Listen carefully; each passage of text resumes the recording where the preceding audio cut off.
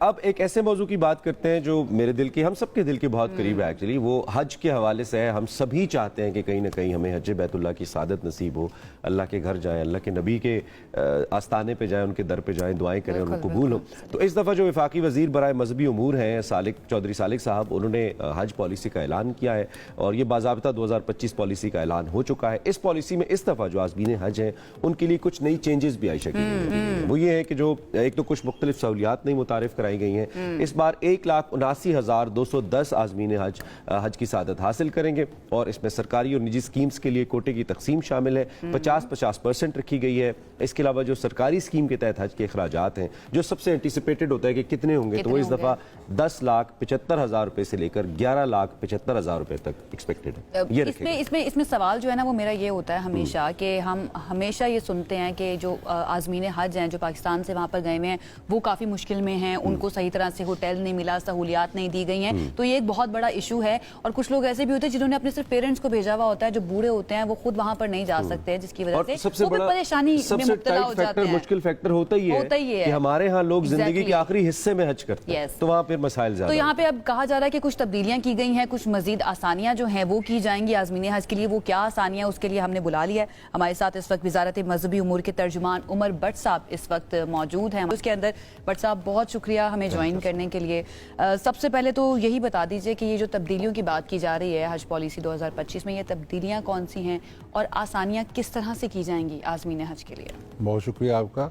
इसमें आपको बता दूं कि 2012 से मैं वजारत मजहबी उमूर के साथ मुंसलिक हूँ और मैं देख रहा हूँ, और तकरीबन हर दौर में खुर्शीद शाह साहब थे, उसके बाद सरदार यूसुफ साहब आए, जितने भी वज़रा आए उन्होंने इसके अंदर मज़ीद बेहतरी की और दिन ब दिन बल्कि साल ब साल हम देख रहे हैं इसके अंदर बेहतरियाँ आ रही हैं। और इसके अलावा सऊदी हुकाम जो हैं उनकी भी हदायत आती हैं हर साल, तो उस पर भी हम अमल करते हैं। तो इस साल जो हमने इकनॉमिक कंडीशंस वगैरह को देख के सबसे पहले तो आज़मीन हज के लिए हमने किस्तों का, इंस्टॉलमेंट्स का वो हमने इजरा किया है कि वो जो कुरानदाजी है हज की जो एप्लीकेशंस की वसूली है उसके साथ सिर्फ आपने 2 लाख जमा करवाने हैं। ठीक है।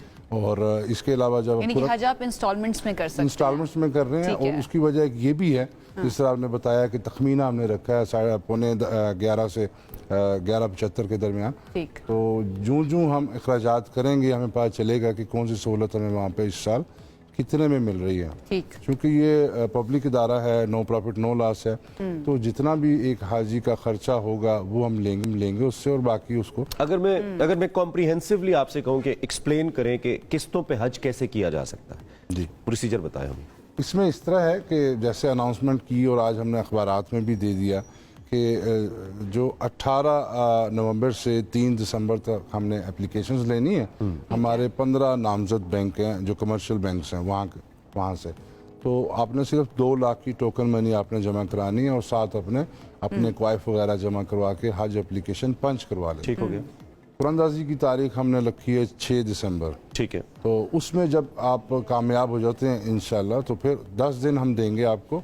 कुरानदाजी के 10 दिन के अंदर आपने 4 लाख मजीद जमा करवाना है। ठीक है, टोटल 6 लाख हो गया। टोटल 6। इसमें 2 वेरिएशंस हैं पैकेज में। एक तो है बेसिक पैकेज, इसके अंदर फूड, अकोमोडेशन, ट्रांसपोर्ट, आपकी ट्रेनिंग वगैरह तकरीबन हर चीज़ शामिल है, और अकोमोडेशन जो है वो शेयरिंग में है। ठीक है। अगर कोई कहता है कि फैमिली है 2 मेंबर्स की या 3 मेंबर्स की, वो कहते हैं कि हमने सेपरेट रूम लेना, तो उसका टॉपअप अलग है। ठीक है। इसी तरह अगर कुर्बानी आप जो कि कंपलसरी है हज के साथ, वो आप हमारे साथ करवाना चाहते हैं तो उसकी भी अलग उसके चार्ज। अच्छा, वो 6 लाख से आगे जरा बताइए। 6 लाख हो गया, आगे क्या?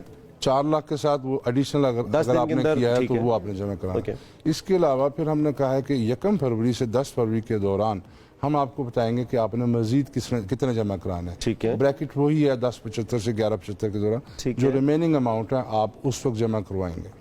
तो बेसिकली ये 1.5 से 2 महीने का टाइम है इस 10 लाख की अमाउंट में, ये इस तरह की इंस्टॉलमेंट की बिल्कुल इसी तरह ही। ठीक है। अभी 2-4 दिन बाद हमारा फूड, अकोमोडेशन और ट्रांसपोर्ट की टेंडरिंग जो है उनके वो ओपन होना शुरू हो जाएंगे। सऊदी में उसकी साथ साथ प्रोक्योरमेंट हो जाएगी।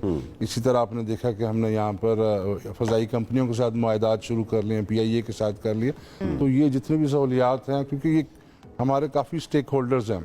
तो माशाल्लाह एयरलाइंस हैं, बैंक्स हैं, कल से बैंक भी शुरू हो जाएंगे।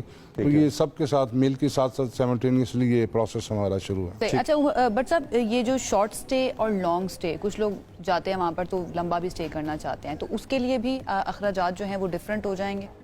तकरीबन सेम है, प्लस माइनस 50,000 का फ़र्क होगा। ओके। शार्ट हमने इसलिए मुतारफ़ करवाया था कि ओवरसीज़ पाकिस्तानी वो बहुत यहाँ से जाना चाह रहे हैं। उसकी दो वजूहत हैं।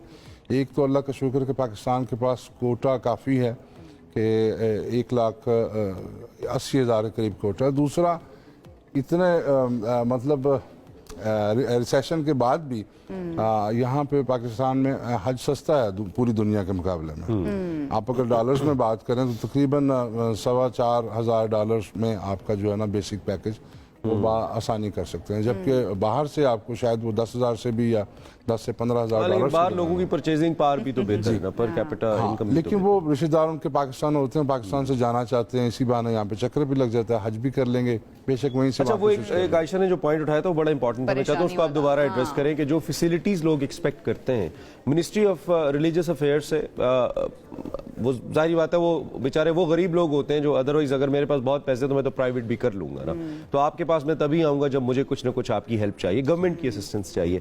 हाउ टू मेक श्योर जो होटल्स आप इंगेज कर रहे हैं, जो ट्रांसपोर्ट कंपनीज आप इंगेज कर रहे हैं, वो अच्छी हैं? क्या चौधरी सालिक साहब का इसमें भी फोकस है? उन्होंने वो देख रहे हैं इसको, क्योंकि रिलीजियस अफेयर के जो मिनिस्टर होते हैं वो उनका बड़ा इंपॉर्टेंट रोल होता है ओबियसली इनका। नहीं, डेफिनेटली पिछले साल भी काफ़ी इसमें जो है अकोमोडेशन में भी और ट्रांसपोर्ट में भी और फूड में ये बेहतरीन थी। लोगों ने, हुजाज कराम ने इसको सराहा है। अच्छा, जो हज के 5 दिन हैं उसमें उनको मुश्किलात आई, लेकिन मैं अगेन कहूँगा अपने जो आज़मीन हज इस साल जाना चाह रहे हैं कि आप ट्रेनिंग मस्ट लें।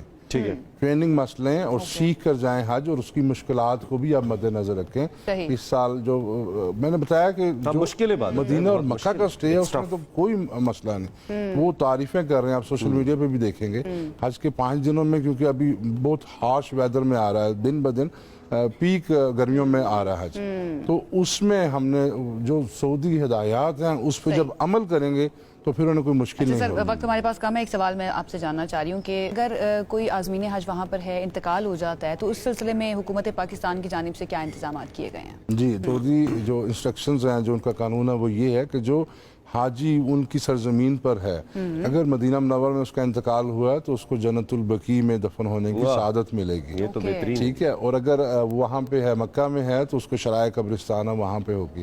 और ये फार्म पर ये दस्तखत करता हाजी, ये हमने टर्म कंडीशन लिखी है। ये तो बड़ी खुशकिस्मती क्योंकि हज जब चल रहा है तो मतलब 25 से 30 लाख लोगों का इंतजाम करना, उस दौरान आप जब फ्लाइट्स उतर रही हैं, आप डेड बॉडी पाकिस्तान भिजवाना बहुत मुश्किल काम है, नामुमकिन। मुआवजे के हवाले से क्विकली बता दें। मुआवजे में हमने ये किया है कि उसको 10 लाख था पहले, तकाफुल फंड के जरिए कवर कर रहे हैं हम, और अगर उसकी डेथ हो जाती है तो इस दफा जो है उसके लवाहिकीन को 20 लाख है। तो भट्ट साहब, इसका प्रोसेस आसान है? जो बेचारे लवाहिकीन है, खुदा न खास्ता है उनका प्यारा चला गया, हमारे सरकारी वो लाइनों में लग जाते हैं ना, खिड़की पे खिड़की फिर खिड़की। नहीं, हमें तो अल्लाह का शुक्र, अल्लाह ना करे किसी के साथ, लेकिन वो एक अपनी ड्यूटी समझ के भी और दीनी जज्बे के तहत भी काम करते हैं। हमारी बेस्ट विशेस आपके साथ। Thank you so much for time, बहुत शुक्रिया आप तशरीफ लाए।